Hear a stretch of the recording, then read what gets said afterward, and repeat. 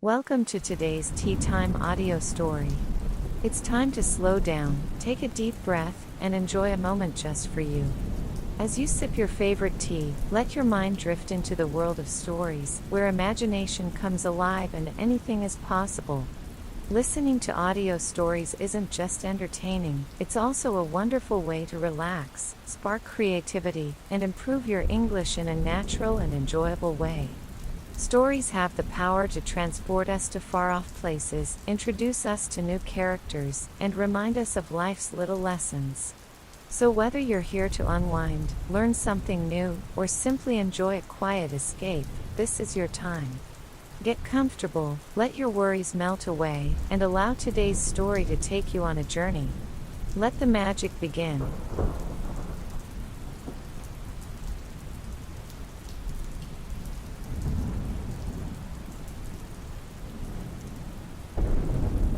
Leanna stood in front of her laptop, the glow of the screen casting soft light across her face. The room was silent, save for the occasional hum of the heater and the quiet clicking of her keyboard. The search bar waited, patient and expectant. She hesitated. Typing the words felt like an admission, an acknowledgement of weakness, of need. But there was no denying it. Something inside her had shifted since that day in the cafeteria. Since the laughter. Since the fall. She wanted change. She needed it. She typed, "How to lose weight healthily." The screen flooded with answers. Articles, blogs, tips, diets, routines. The information felt overwhelming, a tide of conflicting advice and promises. Lose 10 pounds in a week. Cut out carbs completely. Fast for 16 hours. Drink only juices. It was confusing. And dangerous. Leanna knew enough to be wary. She had seen the stories of crash diets, of people losing weight only to gain it back, of bodies and minds broken by the cycle. She didn't want that. She didn't want pain disguised as progress. She wanted strength, control, understanding. So she kept reading. She dug deeper, past the miracle cures and quick fixes, past the glossy promises of effortless weight loss. She found articles written by nutritionists, by doctors. She learned about balanced diets, about portion control, about nutrients and macronutrients. She read about exercise, about starting slow and steady, about consistency and patience. And she learned something else, too. That it wasn't just about food or movement. It was about her mind, her relationship with food, her emotions. The reasons why she ate when she wasn't hungry, why she reached for comfort in sugar and salt, why every meal felt like a battle between guilt and desire. Leanna had never thought about it that way before. She had always seen food as the enemy, as a source of shame. She hadn't realized it was also a shield, a comfort, a way to fill the empty spaces inside her. And that scared her more than anything. The next day, she cleared out her pantry. She didn't throw everything away, she wasn't ready for that. But she set aside the chips, the candy, the cookies. She put them in a box, out of sight, out of easy reach. In their place, she stocked fruits, vegetables, whole grains. She filled the fridge with yogurt, with eggs, with chicken. It wasn't a perfect selection, but it was a start. A step. And when she made breakfast, she thought about her choices. Not as punishment, but as nourishment. She made oatmeal with berries. Not because it was the lowest in calories, but because it felt good. Because it tasted good. And she ate slowly. She paid attention to each bite, to the texture, to the flavor.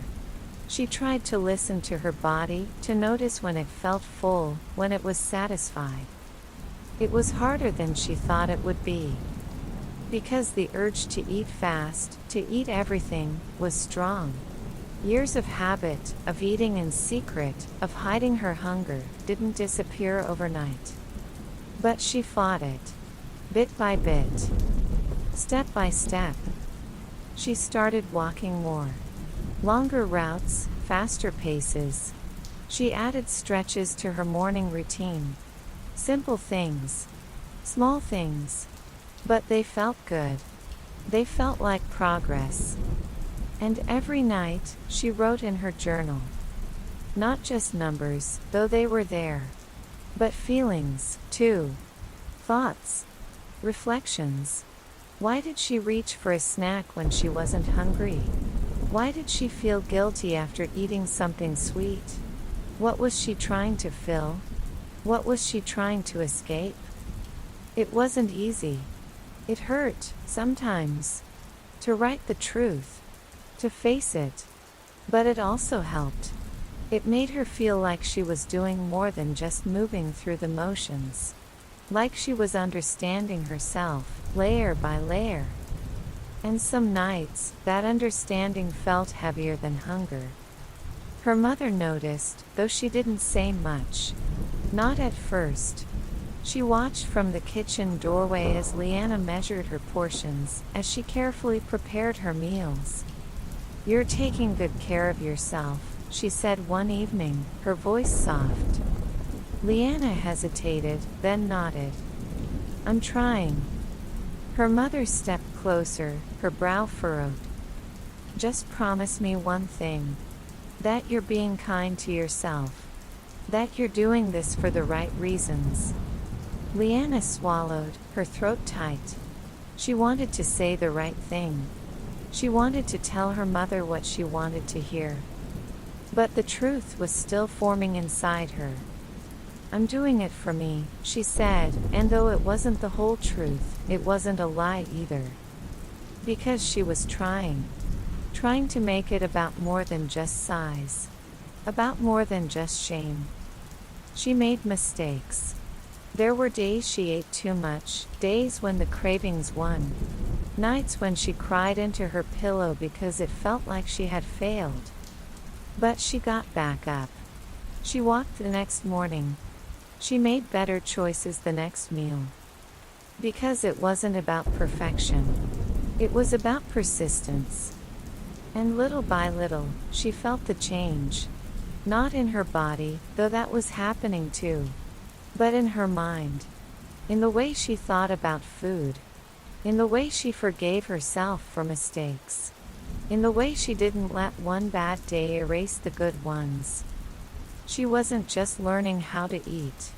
She was learning how to live. And for the first time in a long time, it felt like she was stepping into the light, even if the path was still shadowed. But darkness wasn't easy to escape. One evening, after a long walk, Leanna found herself standing in front of the pantry. The old craving stirred inside her, sharp and demanding. She opened the box where she'd stashed the junk food, staring at the cookies, the chips. The temptation was strong. But so was her will. She closed the box. Put it back. Walked away. And it wasn't victory. Not exactly. It was more like a promise. A whisper that she was stronger than her cravings. Stronger than the fear that had held her captive for so long. She wasn't perfect. She wasn't cured. But she was moving. And for now, that was enough.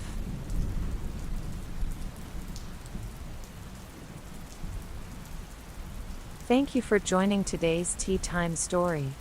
We hope you enjoyed this journey into the world of imagination and storytelling. Whether it made you smile, sparked a new thought, or simply gave you a moment to relax, we're grateful to have shared this time with you. Thank you for listening and being part of our story time. Keep dreaming, keep imagining, and we'll see you again for another magical tale soon. Until next time, take care and happy listening.